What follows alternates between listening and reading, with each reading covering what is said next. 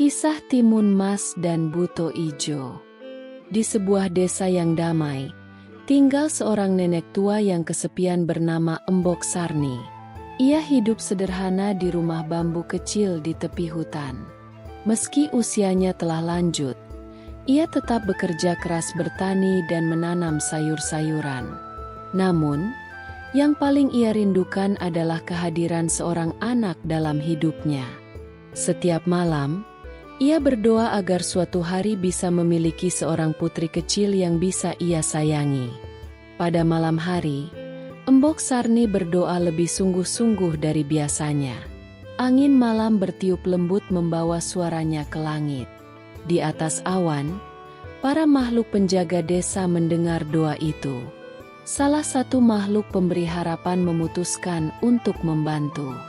Ia menjatuhkan mentimun emas yang bersinar ke halaman rumah Embok Sarni. Pagi harinya, Embok Sarni terkejut melihat biji mentimun emas yang bersinar di depan rumahnya. Ia mengambilnya dengan hati-hati, merasakan kehangatan dari dalam biji tersebut. Dengan penuh harap, ia menanamnya di ladang kecil di belakang rumah. Setiap hari ia merawatnya dengan penuh kasih sayang. Dalam beberapa hari saja, tanaman itu tumbuh besar dan mengeluarkan buah mentimun raksasa berwarna emas. Setelah Embok Sarni memetik mentimun emas yang besar, ia didatangi Buto Ijo. Ia akan mengabulkan permintaannya.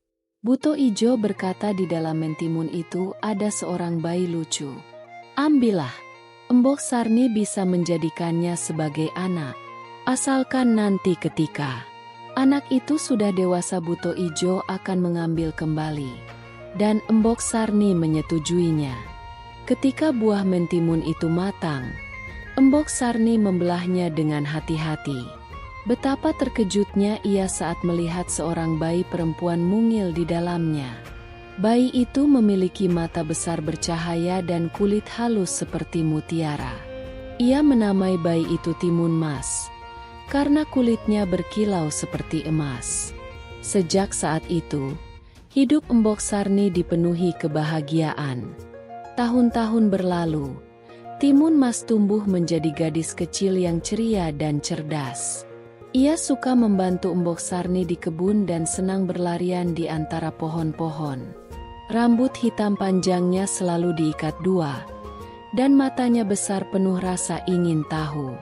Warga desa menyayanginya karena ia sopan dan ramah. Namun, di balik semua itu, Embok Sarni menyimpan rahasia kelahiran Timun Mas. Suatu hari, langit tiba-tiba menjadi gelap saat angin kencang bertiup dari hutan. Seekor raksasa hijau bernama Buto Ijo muncul dari balik pepohonan. Tubuhnya besar dan menyeramkan, dengan mata merah menyala dan taring tajam.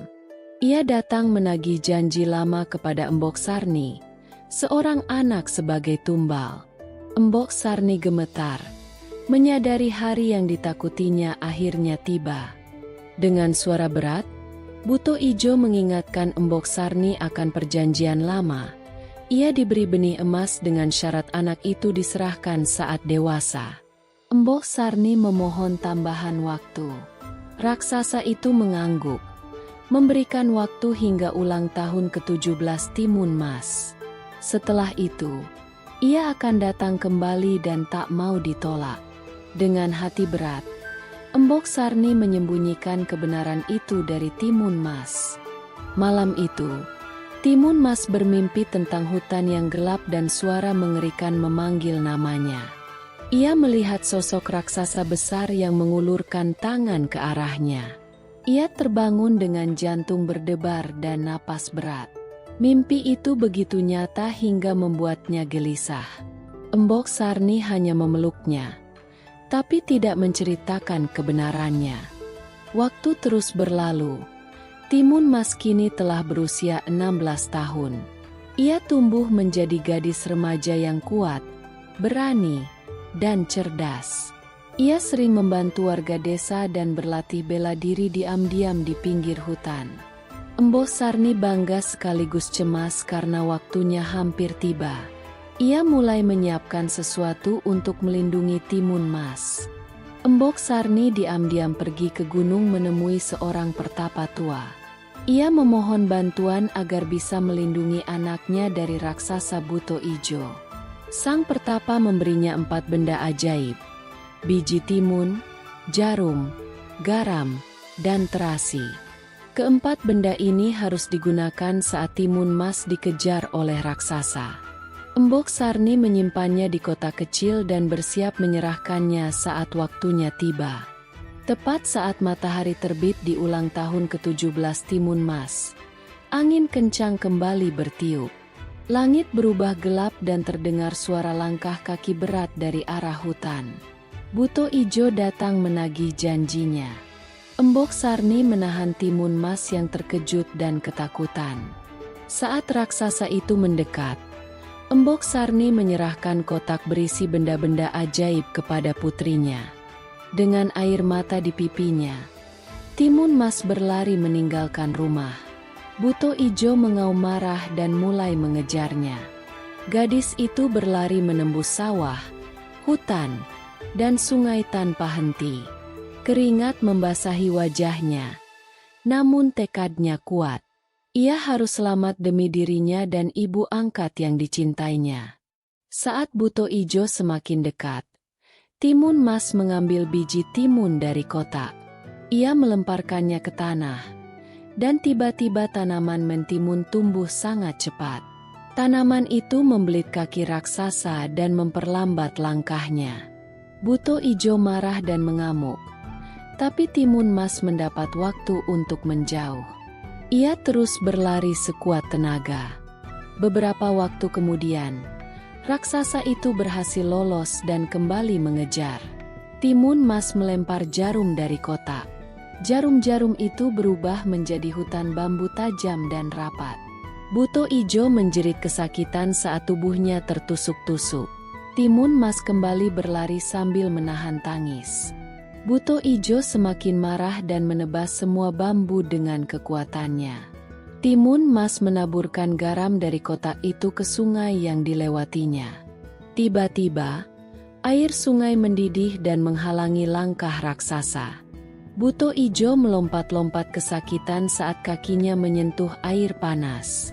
Timun Mas terus bergerak dengan napas terengah dan hampir tak kuat. Timun Mas sadar ini adalah pertahanan terakhir.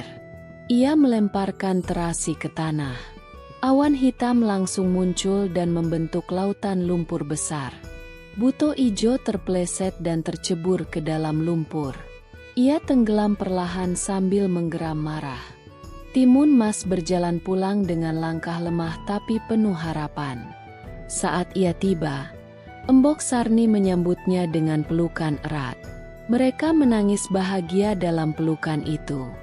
Desa menyambut Timun Mas sebagai pahlawan kecil. Buto Ijo tidak pernah kembali.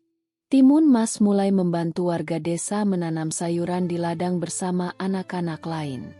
Di malam hari, Timun Mas tampil menari di panggung desa bersama teman-temannya dengan rasa senang dan bahagia. Timun Mas kini rajin membaca buku cerita di rumahnya saat sore. Timun Mas dan anak-anak desa bermain ciprat air di sungai yang jernih. Suatu pagi Timun Emas mencoba menolong seorang anak kecil yang terjatuh saat bermain di ladang. Timun Mas tetap melatih bela diri untuk menjaga diri dan melindungi desa. Embok Sarni kembali menenun kain di depan rumah dengan senyum damai. Malam pun tiba. Desa mengadakan pesta panen dan Timun Mas menjadi tamu kehormatannya. Ia pun sangat senang dan mereka semua bersuka cita. Paginya Timun Mas berjalan-jalan mengajari anak-anak desa tentang tanaman dan alam.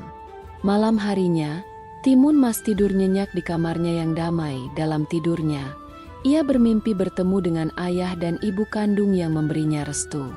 Fajar menyingsing, desa pun kini kembali sibuk dan penuh kehidupan. Akhir cerita, Timun Mas menatap Cakrawala dengan senyum bahagia, siap menghadapi masa depan yang cerah.